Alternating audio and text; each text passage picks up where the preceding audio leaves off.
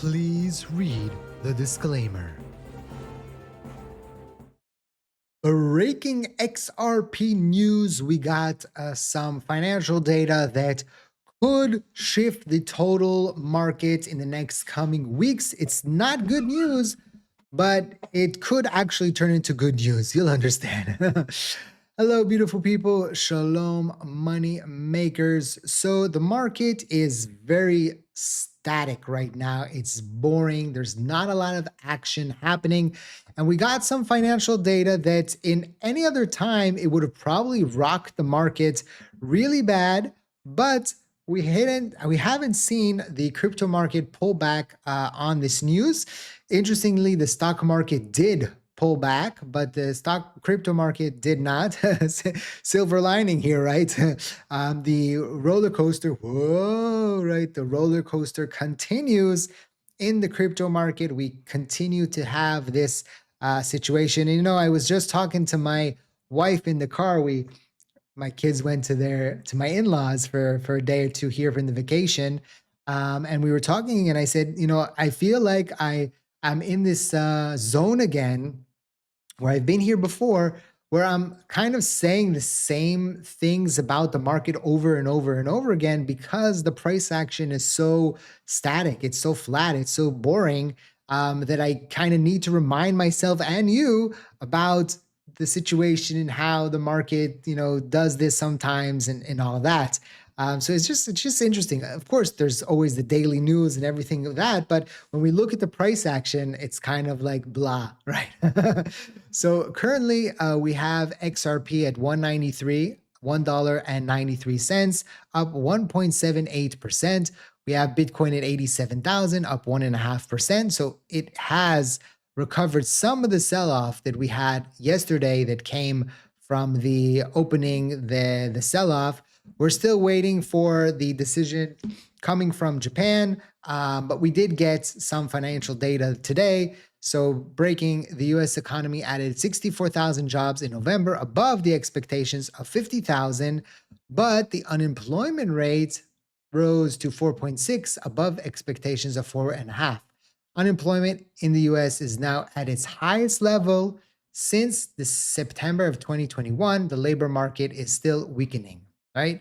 Now, if you remember, right, the Fed kept saying that the job market was weak. And even though inflation was high, job market was weak. Was strong. And so that was the reason why the Fed kept saying, no, we're not going to reduce interest rates. We're not going to reduce interest rates.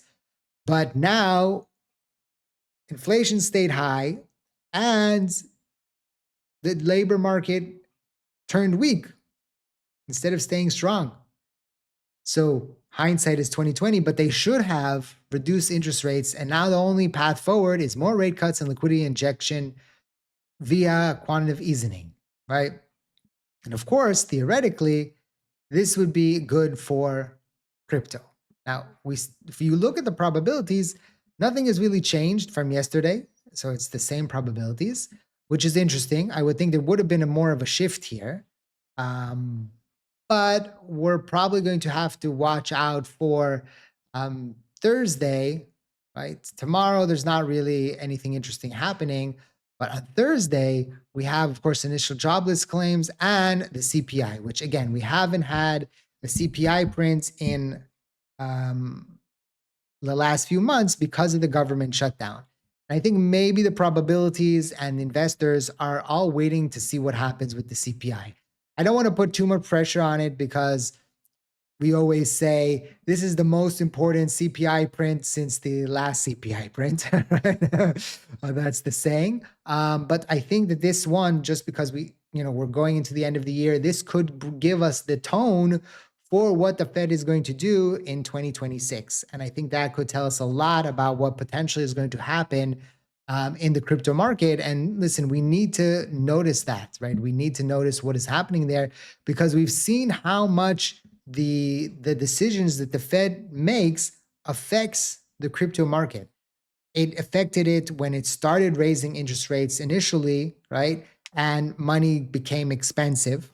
We're seeing this happen, of course, with with Japan, and we'll see going into this weekend what the Japanese government decides to do, or the Japanese Fed decides to do again with their interest rates. And again, that could be one of the reasons why crypto is so flat, because people are waiting for CPI, people are waiting for Japan to make their decision, and that's why people are on the sidelines. Let me know in the comment section. Are you waiting for these things before you make a decision? I think I am, because I want to see what happens, because I know that after CPI and after Japan does these moves, the market could make a decision in the direction that it's going. So I'm waiting, and I'm potentially going to see where the market goes from here. But it will be very interesting to see how this plays out. Now, again, XRP right now and the crypto market in general, we're not seeing much movement. If we go and we look here, like over the past week, no, that's not what I wanted. Over the past week, Bitcoin's down 6%, Ethereum's down 11%, XRP's down 8.6%, but it doesn't feel like that. If you go on the month time frame, it's 13%, 5%, 7%. So yes, we've seen a pullback, but it's not out of the range, right? It's still in the range here. Also for Bitcoin, we're still in the zone that we were, going into the end of November. So that's why maybe it doesn't feel like it, but the fear again is dropped all the way down here. So that's something that we need to take into consideration, and we need to watch out for what's happening. Brad tweeted this out. Spot XRP ETFs have logged 30 straight days of net inflows since launching on November 13, far outperforming Bitcoin and Ethereum products, right? And this usually happens in the beginning when you have a new asset like this. We also saw with Bitcoin and Ethereum in the beginning, there's mostly inflows into the asset. But look, even when XRP is down, on that month, 13.3%, there's still only been inflows, total inflows. Of course, there's been outflows, right? But the total daily has been positive for inflows since the first one was released a month ago. So that's maybe the silver lining to where we are currently in the crypto market.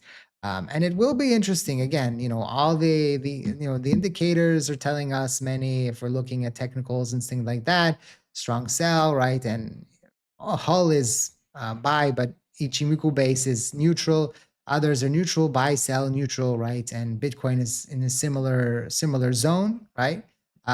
So we learned that whenever we drop over to here, there's usually a comeback. The question is, it's going to be another fake bounce, right? A bull trap, or is this, potentially a recovery here into the last weeks of 2025 going into 2026. So it will be very, very interesting to see how it plays out. Now, as always, just want to remind you, this video is for educational purposes, for entertainment purposes only, not financial advice. Always do your own due diligence before you decide to invest. Subscribe to the channel for more XRP and crypto daily updates. Check out the links in the description down below. We have our partners. We have, if you're interested, we have BYDFI and the sign-up bonus there. And of course, we have BTCC if you're interested in that as well. So check those out in the description down below. They are affiliate links, so I will get a commission. Thank you for that.